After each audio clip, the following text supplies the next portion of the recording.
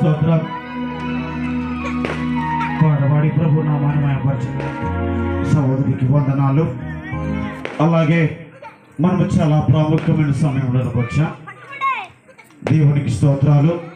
సిద్ధపడిన వారు అందరూ కూడా ఈ స్థలంలోనికి రావాలి.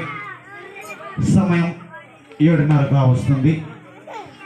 ఒక పాట పాడి ఆ పాట తర్వాత ప్రభు యొక్క ఉపదేశాన్ని అందించడానికి దూర ప్రాంతం నుంచి, గుడివాడ ప్రాంతం నుంచి ప్రేమ కుమారయ్య గారు మన మధ్యలోకి వచ్చున్నారు.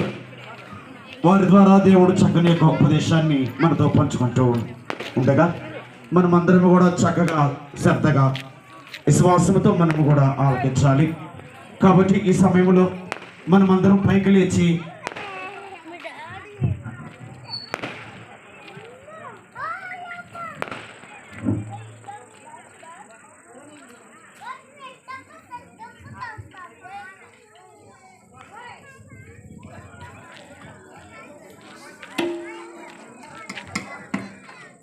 దేవునికి స్తోత్రం. కాబట్టి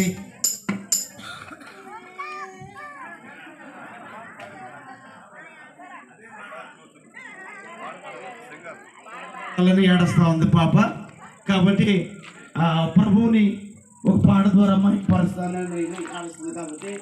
కాబట్టి మనం అందరం కూడా గట్టిగా చప్పట్లు కొడదాం. ఒక పాట పాడుతుంది. దేవునికి స్తోత్రాలు.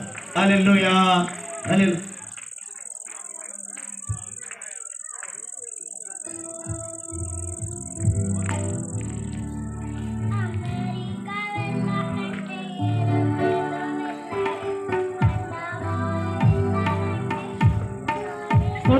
చప్పట్లు కొడదాం. చాలా గట్టిగా చప్పట్లు కొట్టాలి.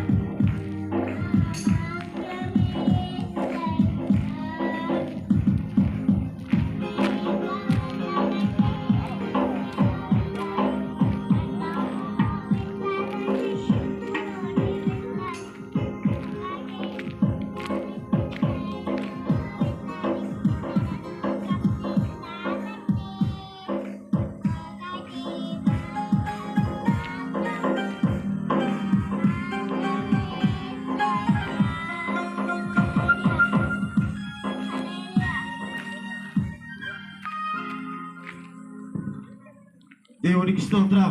చప్పట్లు కొడదాం మరొకసారి. ఎంత ఆశ్చర్యం. పాట పాడాలి అని ఏడ్చే బిడ్డని ఈ బిడ్డనే చూశాను. దేవునికి స్తోత్రం. ఒక దైవ సేవకుని కూతురు కోనపల్లి ప్రాంతంలో పరిచయం చేస్తున్న ప్రతాపాయ్ గారు పెద్ద కుమార్తె. దేవునికి స్తోత్రం. హల్లెలూయా. ఎప్పుడు మైకి చేతికిస్తానే వేడుపు ఆపేసింది, పాట ప్రారంభించింది. దేవునికి స్తోత్రం. హల్లెలూయా. కాబట్టి దేవుడు మనకిచ్చిన ఈ మంచి సమయంలో మనమందరం పైకి ఇచ్చి ఒక పాట పాడుకొని ప్రభు నామాన్ని మహిమపరచుకుందాం. మన మధ్యలో ఉన్న పౌలయ్య గారు వచ్చి ఒక పాట పాడి ప్రభు నామాన్ని మహిమపరుస్తారు. కాబట్టి సిద్ధపడిన వారందరూ కూడా ఈ స్థలంలోనికి రావాలని మరొకసారి మనవి చేస్తూ ఉన్నాను. అందరూ కూడా చాలా చక్కగా ఉజ్జీవంగా గట్టిగా ప్రభు నామాన్ని మహిమపరచాలి.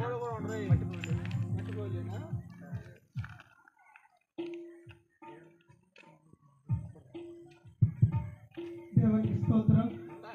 సమయం ఇచ్చినటువంటి అధ్యక్షులకు నా ప్రొఫెసర్ వందనాలు తెలియజేస్తున్నాను. అదేవిధంగా ఆత్మీయ పెద్దలకి, ఆత్మీయ తల్లిదండ్రులు కూడా వందనాలు తెలియపరుస్తున్నాం. కూడి వచ్చినటువంటి దేవుని బిడ్డలందరూ కూడా వందనాలు తెలియపరుస్తున్నాను. అందరూ కలిసి దేవుని ఆరాధన పాట పాడుకునే దేవుణ్ణి ఘనంగా కనపరుచుకుందాం.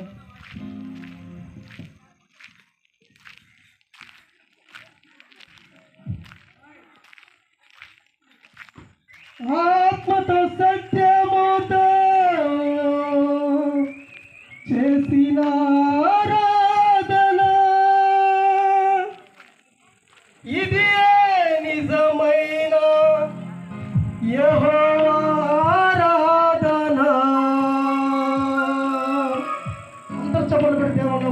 ఆరాధించుకుందాం